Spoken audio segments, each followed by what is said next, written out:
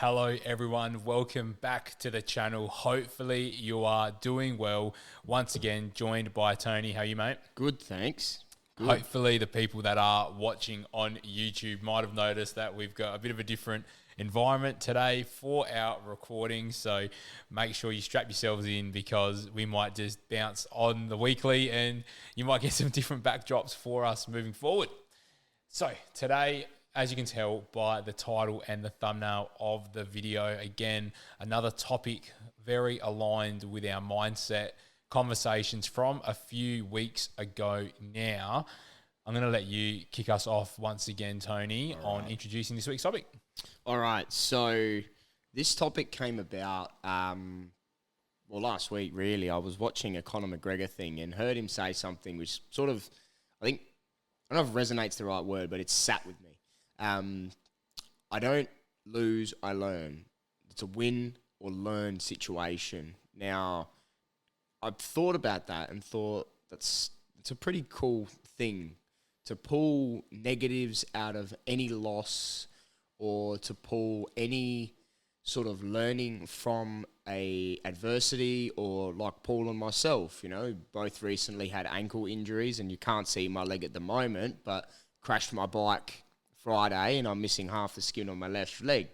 So there's a learning curve out of this. It's not to be sad and go, oh, I can't run now because I broke my leg. I know Paul took it as an opportunity to reset himself and line out some pretty clear goals with his running and career and whatever else, and definitely helped get this podcast up and running, that's for sure. So as bad as that was, you don't take it as a loss, take it as a learning curve. So for him, he took it back and said, okay, well, how can I get better at running than what I was pre-injury? So we're not necessarily going to just talk about the running side, but it's probably the best example I could use from something we've both really just gone through. With me breaking my ankle, can't box anymore. What do I do? How do I do it? Paul breaking his leg, can't run anymore, but how do I get back to running? So would be really based upon using the negativity or the adversity or the loss of that game. If I had kicked that goal, we would have won. A good example is, Kobe Bryant. Every time he missed a shot in a game, after the game, he would go back and practice that shot till he didn't miss it again. So even though he was an elite of the elite, his mindset was to learn from his mistake, if you want to call it. It wasn't to sit there and go, oh, I missed the winning shot and that's it. He went and did something about it. So that's really where I think we want to go with this episode today, is to say not every loss is a loss.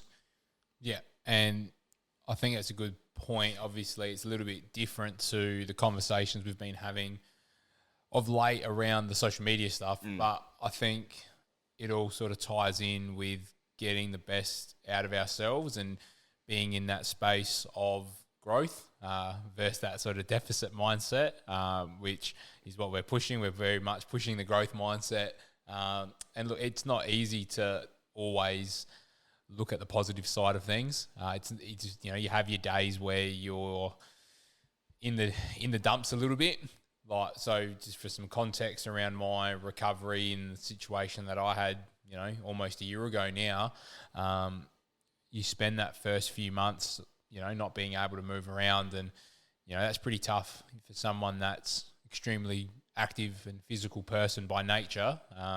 Can be quite tough to adjust to not being able to move. Again, I think sometimes you got to be able to take on that this is the situation for a short period of time and be able to accept that. Accept it for what it is. Yeah. As the moment, not to say that's the rest of your life and that's all you're ever going to have or that's all it's ever going to be. It's accepting that that's the hurdle at the moment. How do we get over that hurdle? Yeah, and I think that's the T-junction, to put it lightly.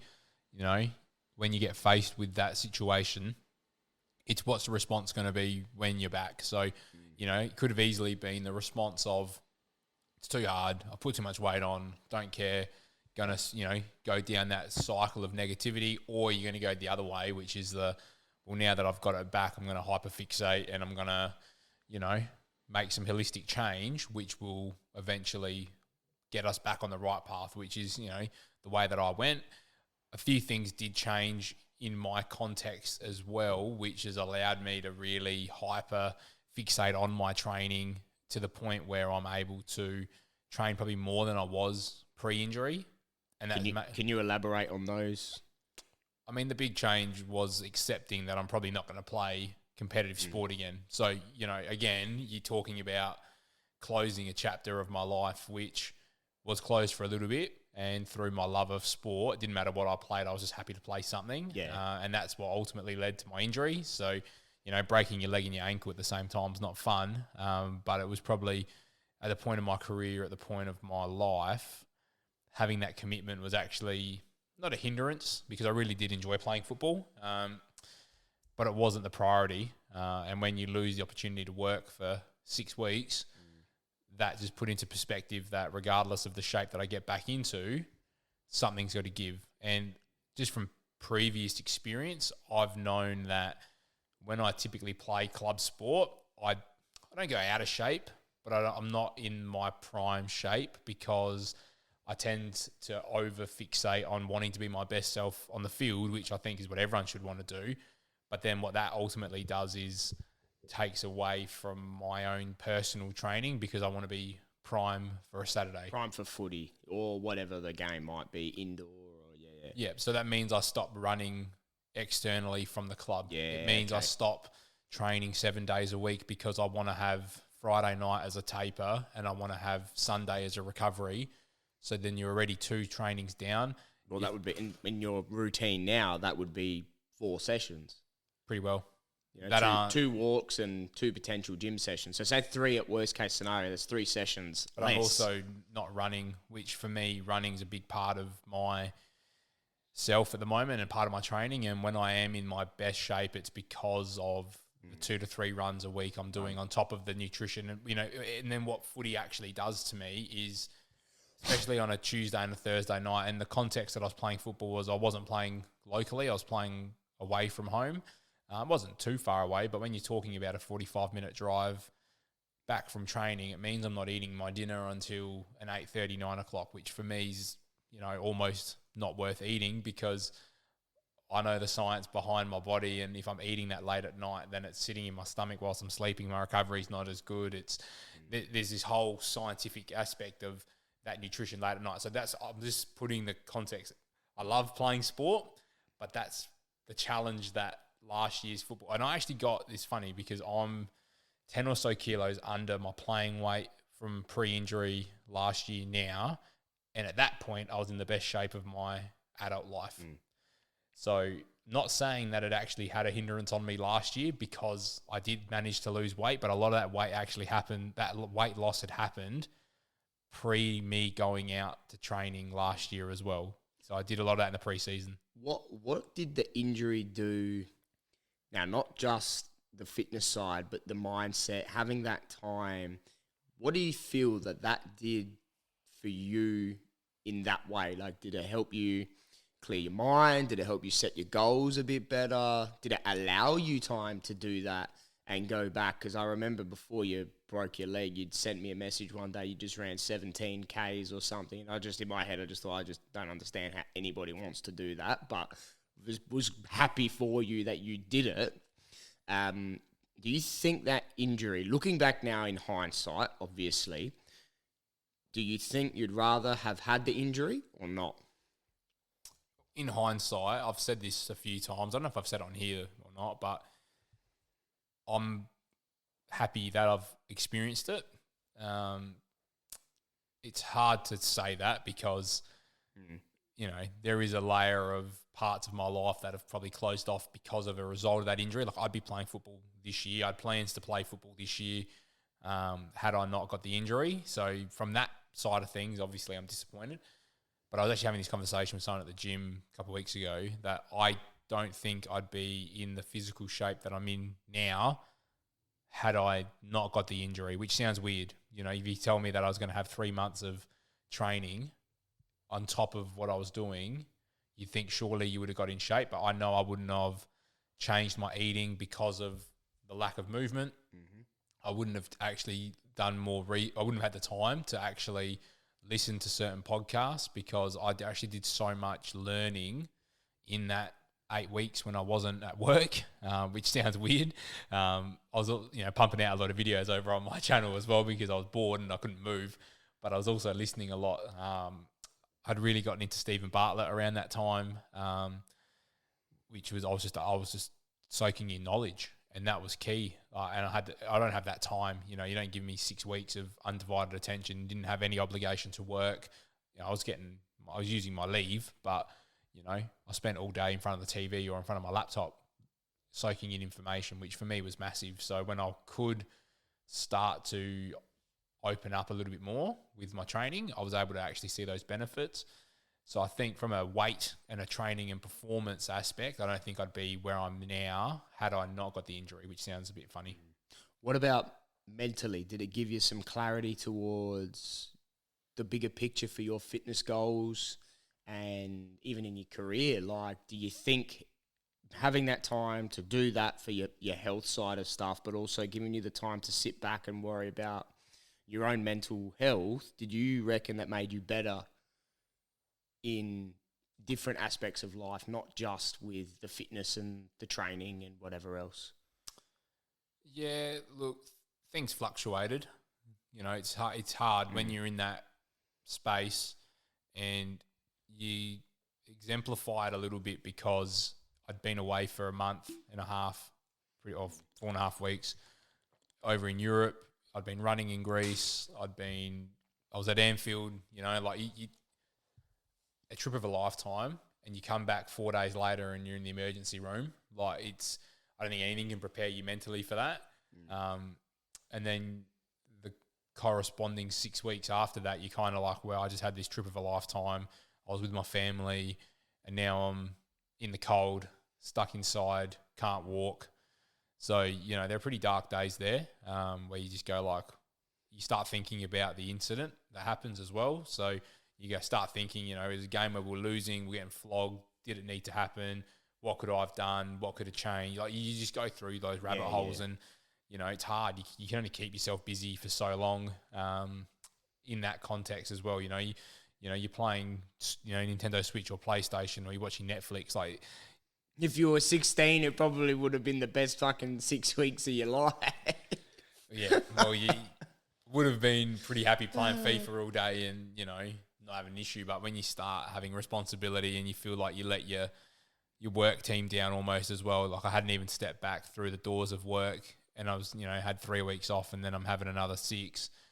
So you start thinking, am I letting my work team down? And you're letting the footy team down because you're out. I know, and it's not your fault, but it's hard when you grow up and you do so many things in a team environment not to feel a little bit guilty that part of it is on you. And I already knew parts of my role that, so there's that side of things from mentally, but then it's the remembering that it's not going to be forever. It's the follow-ups, and it's the, once you start having little physio appointments and start seeing the growth and you start progressing, once you start getting little bits and pieces back, then it's a lot easier to see. I don't know. That's just how I am, though. I don't know if everyone sees it that way, but for me, once I started being able to do some leg lifts and things like that, and just being able to see some growth, and for the pain to not be as bad, and there's you just clutch onto any little positive almost, like we've sort of spoke about before, the real little steps, the small goals. It would have been the first time you did a calf raise without pain that pushes you to the next one. The first time you were able to up the weight on your leg press, or the first time you were even able to walk without the moon boot. Yeah, it's those little things are the big milestones that then, with the right mentality, which is going to go to my next question, gets you through. So how did you deal or cope with those days where it felt like a loss? At that point, you couldn't really go, I'm going to learn from this and I'm going to be better once it's done. How did you cope? What did you do? Or what did you think at those points in times to push yourself through? Yeah, I probably didn't handle it the best. I think you start just thinking about, why am I doing it? Why has it happened? But for me, it's not the first. That was the biggest injury I've had, but it's not the first major operation that I've had. So I've been in this position before when I was younger. hadn't been. The difference this time around was I'd never been like so immobile. Like even with my knee on crutches, I was able to get around, and I didn't have the moon boots and the things like that, and I wasn't forced to stay put for a period of time. So from that perspective, look, I knew. It's funny because I actually accepted that I was probably going to put all the weight back on that I'd lost pre-trip, which doesn't sound great. I spent probably the first 5 weeks really trying to watch what I ate. The best part about it was I didn't have any confidence to be able to move around in the house really to grab anything. So pretty much whatever food was left for me during the day was all I ate. So I was able to manage that. And then once I sort of got a bit more mobile, I started snacking a little bit more than I probably should have. But I think for me, it was just, all right, whatever this 6 weeks is what it's going to be. If you put all the weight back on, you put all the weight back on, because you can't control it. Like, end of the day, I knew I wasn't moving. A cognitive choice that I made was I actually took my Garmin off, which for anyone that actually knows me, my Garmin lives on my wrist. Doesn't matter what I wear. Like, my Garmin does not leave my wrist other than when it's charging. I did not wear my Garmin for 1 day whilst I was on crutches. Well, whilst I wasn't walking. Mobile, yeah. Once I wasn't walking, I'm like, I don't need my Garmin to tell me to move every 30 minutes. Because that's just going to be negative for me. Like, I knew that was just going to piss me off. So I just put the Garmin on hold for a little bit, and I just accepted that it will be what it will be. I'll deal with it when I deal with it, and just right now focus on actually just stopping, because in my life, I've never just stopped.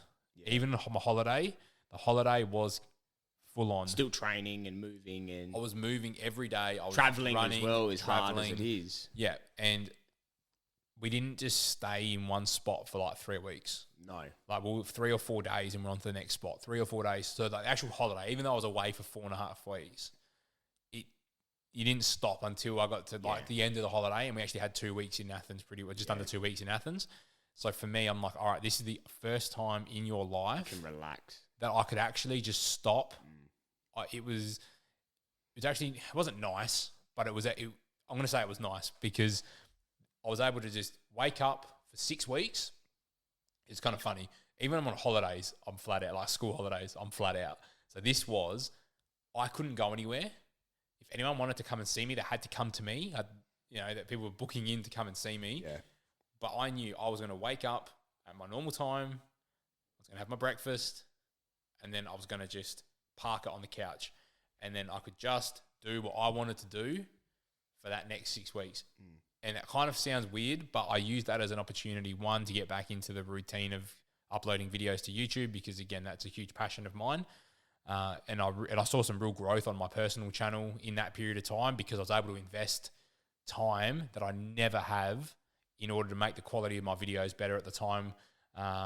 And my connection with my community in that space was the best. I was featuring on other channels because I was able to actually connect with people, because I had the time to put in to be able to connect with people that I wouldn't normally interact with because of time zone differences and whatnot. For the people that don't know, I've spent a lot of time uploading stuff about Premier League on my personal channel. And I've turned that into a bit of a health channel now, but interacting with people that are living in London, when else do you get to do that? Because our time zones are so bad. So different as well. Yeah. That was a huge positive for me, to build a little community with people like-minded of similar interests that have YouTube channels as well that were bigger than mine. So that was cool.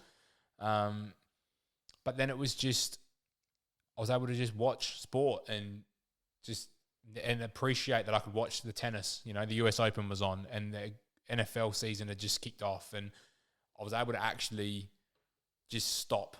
And I think that was actually big for me, because I'm such a go person. Definitely. That I've always got something happening where I was forced to stop. Sometimes, I was just going to say, you sometimes need to stop.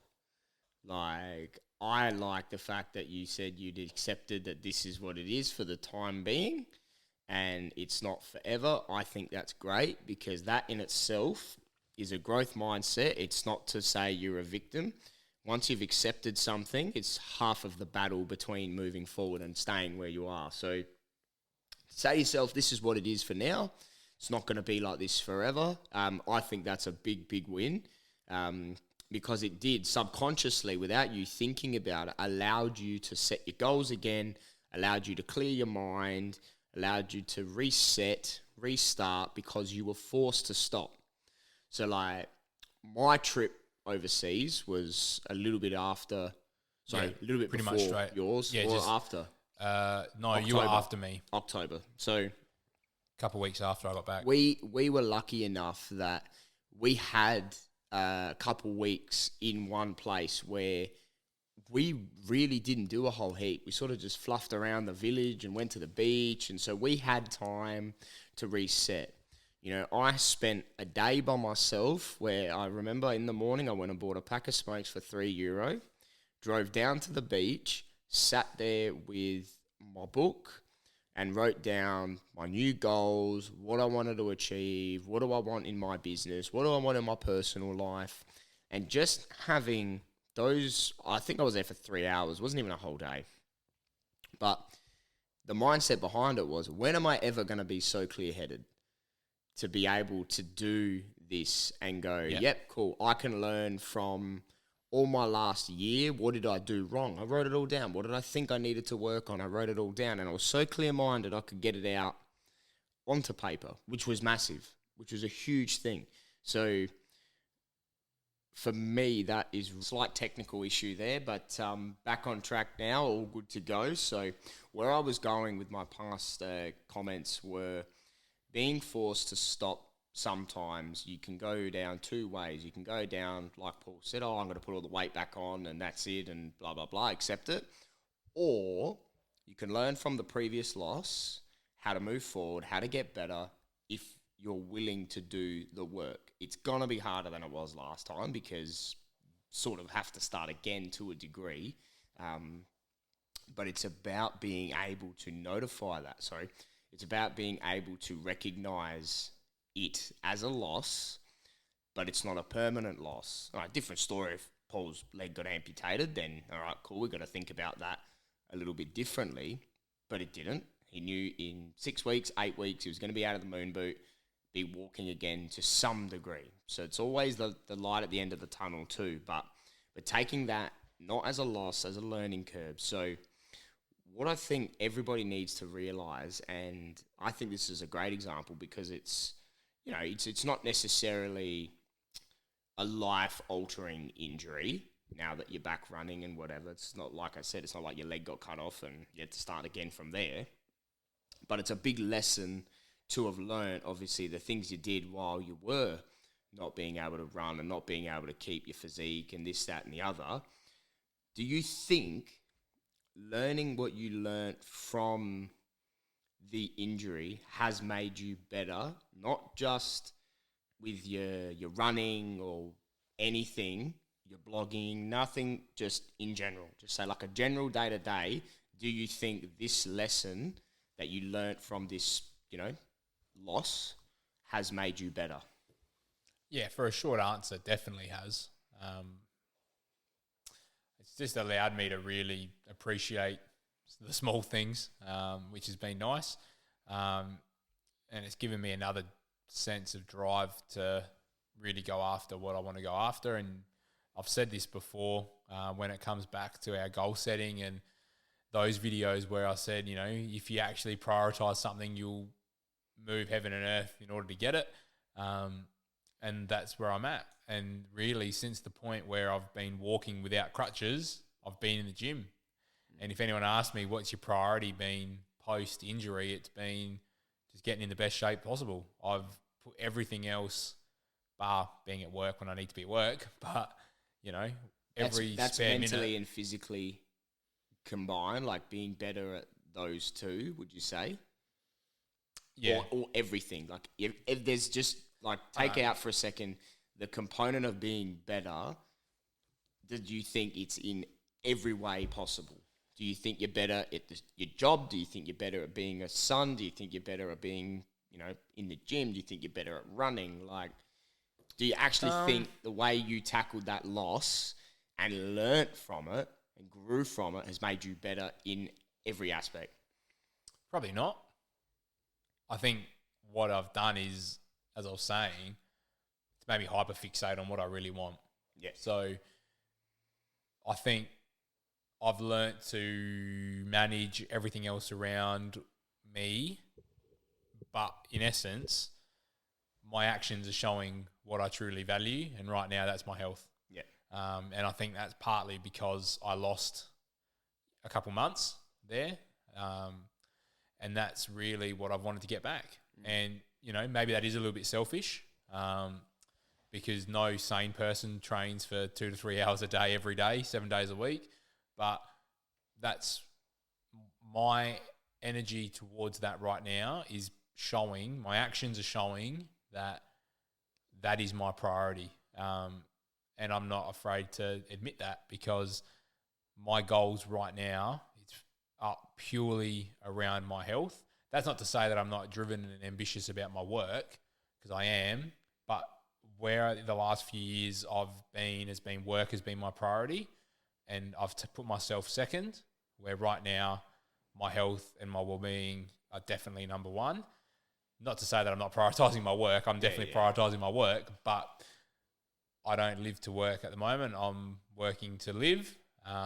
And when it's time to go to the gym, it's time to go to the gym, and I'm not putting anything ahead of that right now, which some people might say is unhealthy. But for me, that's what I'm working towards, and I'm passionate about it, and I'm passionate about sharing my success with people in that space. Now, do I accept that everyone might not have the same time as me to put towards it? 100%. And, if you want to lose weight or you want to put on size and strength, I'm not saying you have to train as much as I do, but if it's something that you want to do, then I'm all ears to be able to help out. If you want to fit what I do into an hour session, then 100% can look to adapt things to help people out. But not saying my way is the right way, but it's the right way for me to get what I want out of it, and it's getting results for me at the same time. That's awesome. That's pretty much what I wanted people to hear, because not everybody has ever had to go through something like that. And I think I'm not saying to everybody, please go and break your leg so you can learn a lesson. But sometimes people just go through life and not really have to face that sort of stuff or any adversity to learn from, And I think it's really good when you hear these things like, I broke my leg and now I'm back running again, That's more awesome. that I'm back running again, but I'm taking 30 seconds off per kilometre on long runs. So you're actually quicker, probably more efficient, probably feeling better while you're running. Yeah, big time. But I'm literally taking off 30 to 40 seconds a kilometre over 13K runs. Like that is it's a lot. 10 months. It was 10 months yesterday I did the injury. Yeah, shit. There you go. My numbers from a gym perspective are higher in most areas than ever. Yep. Bar my leg and lower body stuff, which is the highest it's been for a long time, even pre-injury, because again, I wouldn't train to that level because of sport. So, there's some numbers there that I'm chasing right now that are probably a bit below what my bests were, but that's when I was purely bodybuilding and not focusing on any cardio as well. So back then I was training for an hour and a half at a time, but purely in the weights room. Yep. Whereas now I'm doing 45 minutes in the weights room to an hour.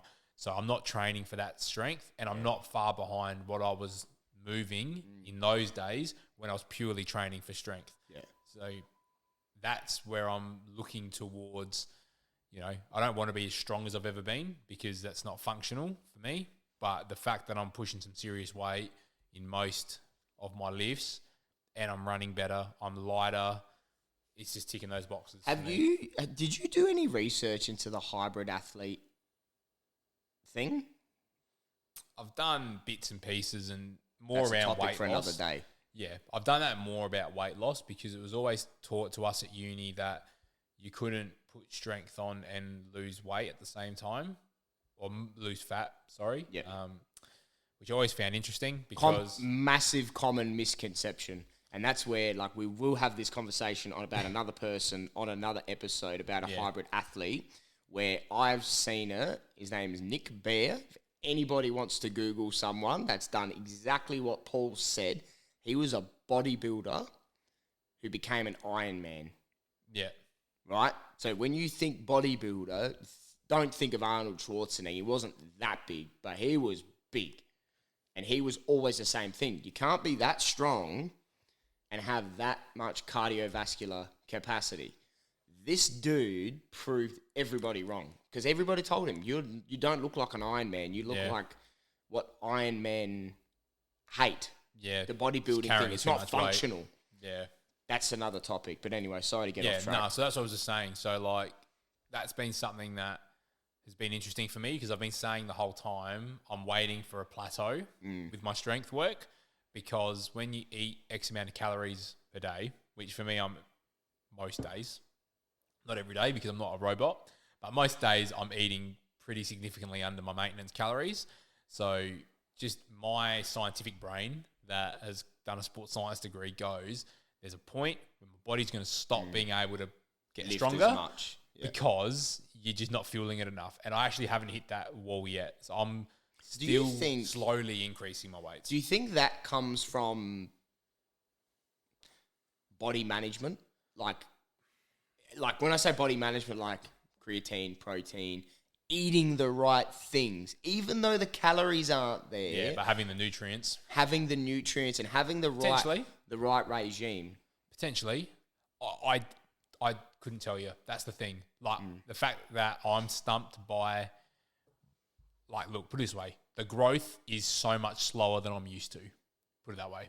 I'm used to a week, 2 weeks, and then moving up, where now it's taking me a month to 6 weeks. So I am noticing that I'm stagnating on things like an incline chest press, and it's taking me 6 to 8 weeks to get off of a set of dumbbells.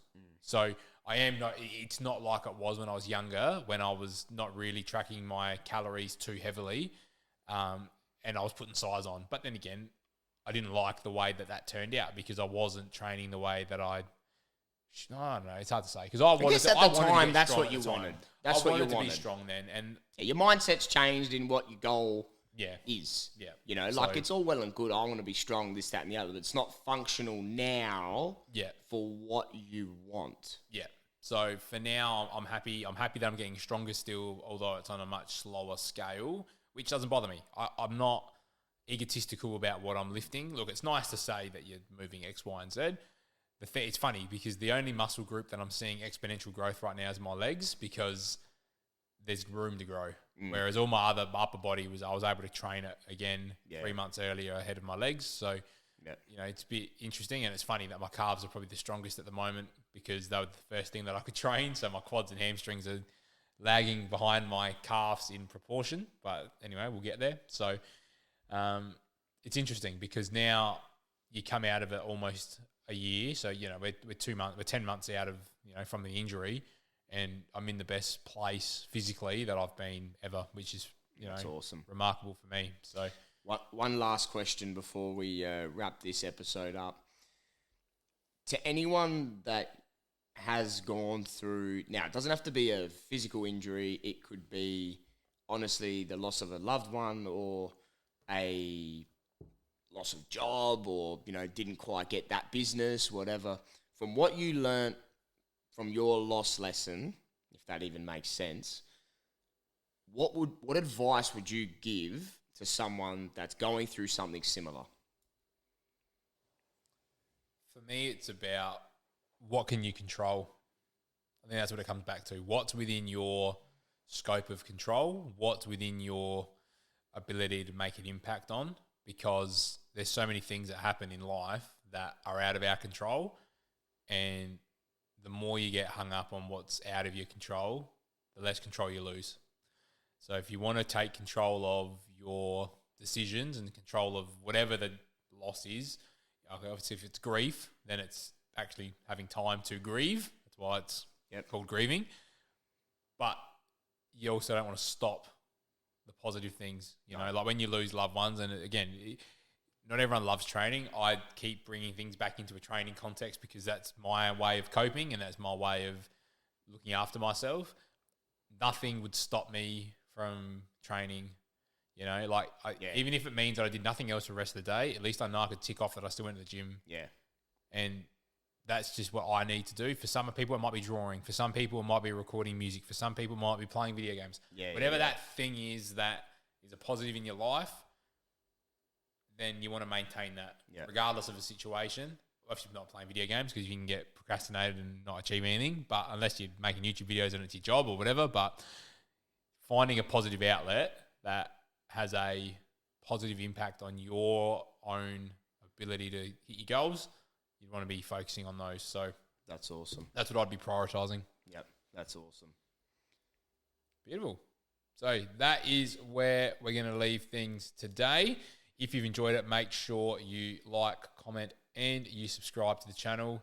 It definitely helps us grow. Make sure you share the video around as well. If you're getting anything out of these podcasts, make sure that you get them out there. We are debating whether we start releasing these on Spotify. I think this could potentially be the first one that we release. So if you have listened to the podcast, also let us know. If you are listening on Spotify at this point, make sure you come over to YouTube. If you want to see us in the flesh, it is on the PT Fitness and Mindset YouTube channel here on YouTube as well. Tony, once again, thank you very much. Always a pleasure. And we'll see you guys very, very soon for another episode.